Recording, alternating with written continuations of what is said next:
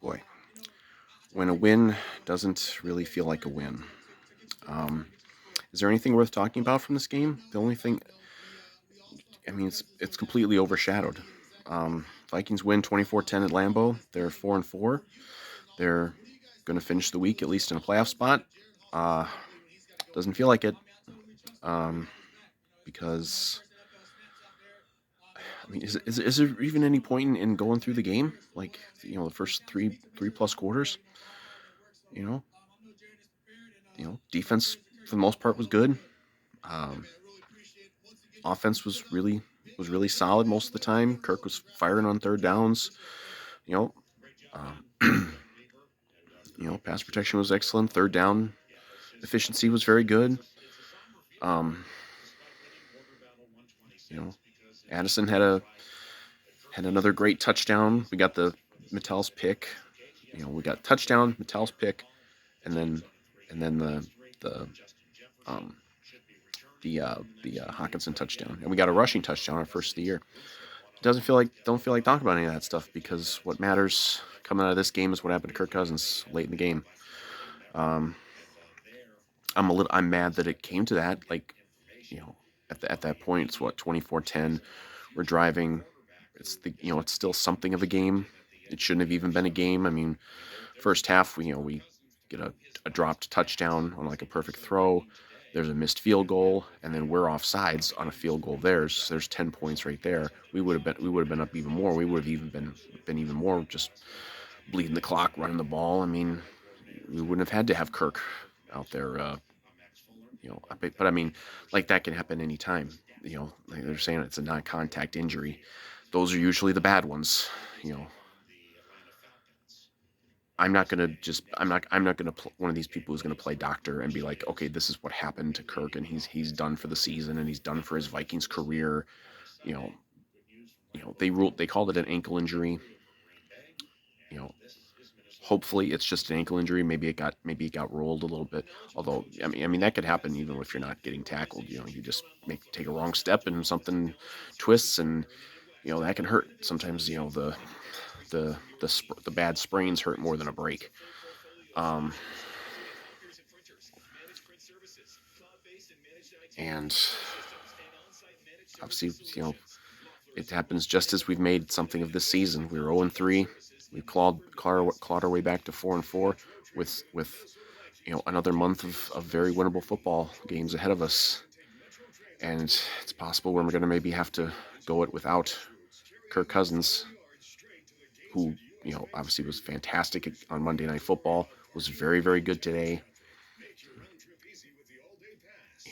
He's really found a groove with Addison. Hawkinson's been resurgent. KJ Osborne had a big game. He had like 60 yards on one drive today. I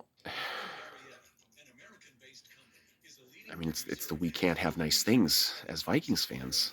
And again, this is not going to be an up-to-date video, because the game just ended. We're not going to know. Maybe we might not even know tonight.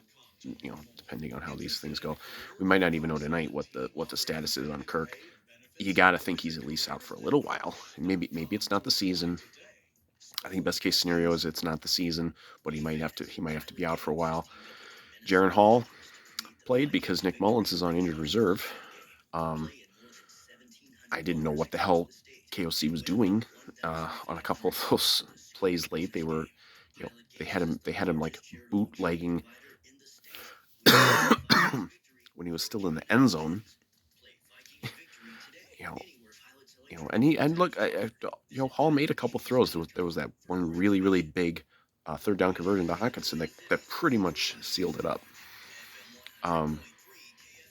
But I didn't know what he was doing. He was like at that point, you're up 24-10. Of course, after the Kirk injury, Greg Joseph gets his fucking field goal blocked. It's not the top story now, but it was going to be one of the top stories. Greg Joseph needs to be gone from this team tomorrow. I'm tired of Greg Joseph. He missed a fucking field goal. He cost us, or almost cost us, a fourth down, because for some reason he was walking out onto the field when he shouldn't have been. we were going for it, but he's waddling out there because he thinks that KOC is going to go for the field goal. I'm done with Greg Joseph, but you know, you know, we get the field goal blocked. Defense came up, stepped up. They stopped him 3 times late. You know, because they could have definitely made it a game after that field goal block. I forget how much time was left, but it was like I think it was under 10 minutes, but there was still enough time, certainly. And and then they made a couple other stops, and hell, they almost made a goal line stand earlier in the game. They got him on finally on fourth down, but yeah, I didn't know what was going on with that play calling with Jaron Hall in the game. I mean, I'll give him credit. I'll say this: if they think enough of Jaron Hall already to even contemplate doing what they did, that might bode well for the future because he's going to probably be the starting quarterback for at least a little while. But you know, and of course, the first time for his first drive, he got strip sacked because Darisaw got beat. I mean, it was just barely a fumble, but it was. But we stopped him after that. So the defense came up big, and then they came up, big a couple more times. Broke up a pass or two in the end zone. That could have made it a game. So ultimately, I don't think you can complain about the defense too much. And the offense, they had issues with, finishing stuff in the red zone a little bit, but we did get a rushing touchdown. Cam Akers got it, and and I loved that after the Metellus interception and return that they went for the jugular right away on that pass to Addison. So that was excellent. This is rough though, because and again, we're not gonna mourn for Kirk yet because we don't know what the situation's gonna be with him. It looked bad. I mean, he hobbled off the sideline, and then they brought a cart out, and I believe they took him to the locker room, so I don't think he was even out there at the end of the game. Sometimes these things look worse than they actually are. And maybe part, people are like, oh, they ruled him out of the game really fast. Well, they ruled him out of the game when they were up 14 points late. So, and I'm not saying if this had happened in the first quarter, they would have ruled him, able to come back in, but, there's more time to evaluate, obviously, if it's earlier in the game. I don't know. Nobody knows. It could be something really bad. I sure as hell hope it's not something really bad, but it's probably going to be something that at least keeps Kirk out for a little while. And can we survive the next however many games with Jaron Hall? And of course, the trade deadline is like 2 days away. Is there some veteran we can go pick up? I mean, I don't know if that's a feasible thing because who are you going to bring in that's going to be able to play right away? That's why I always found it kind of silly that there was all this talk about Kirk Cousins getting traded because you got to pick up a new offense. You're not going to go out the first week and be able to play, and that's Kirk. Like if you go trade for some backup quarterback somewhere, plus considering the number of quarterbacks who are already hurt around the NFL, I don't know. We'll see what happens. There's no point in getting too deep into this because, again, the game just ended. The injury was probably less than an hour ago. We just don't know. It's unbelievable timing on this though to happen. During a game that we were controlling and that we controlled, and at least we kept the win. I mean, like it would have been doubly disastrous if we had somehow blown the game. But yeah. It's rough, man. And don't think I didn't see some of these fucking Kirk haters out on social media already celebrating. You fucking assholes. Well, you're probably about to see what a Kirk Cousins free Vikings team is going to be. You've been wanting this for 6 years. You might have gotten it. Be careful what you wish for. But yeah, this is. I enjoy the win, but this is definitely a somber win because of what it could mean long term. Can you stay afloat? I mean, if worst case scenario and Kirk's out for the year, can you possibly still do something with your season? I mean, I guess if you want to look at it from one other perspective, you might be able to get a really long look at Jaron Hall. Um, and who knows? I mean, 5th-round rookie.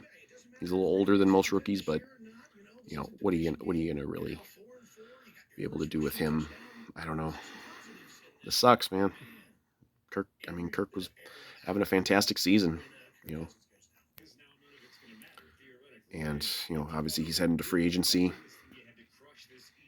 It's possible. I don't want it to be the case, but it's possible that Kirk Cousins has played his last game for the Vikings, and that's really, really awful. That this is how it has to end. The guy who's been known his whole career for durability, never missed a game because of an injury, and this could be how it ends, and that's just, it makes me sick.